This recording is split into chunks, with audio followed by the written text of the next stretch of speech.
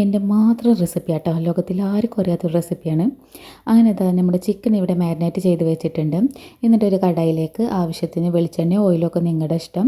ഞാനിവിടെ ഓയിലാണ് ഒഴിച്ചിട്ടുള്ളത്. എന്നിട്ട് സവാള നന്നായി ആവശ്യത്തിനുള്ള ഉപ്പൊക്കെ ചേർത്ത് വാട്ടിയെടുക്കുന്നുണ്ട്. എന്നിട്ട് അതിലേക്ക് കുരുമുളക്, ഗരം മസാല ഈ 2 പൊടികൾ മാത്രം മതി. അത് മാത്രം ഇട്ടതിന് ശേഷം ഉള്ളി നന്നായിട്ടൊന്ന് വാട്ടിയെടുക്കണം. എന്നിട്ട് ഈ സെയിം പാനിലേക്ക് തന്നെ നമുക്ക് ചിക്കൻ ഫ്രൈ ചെയ്തെടുക്കാം.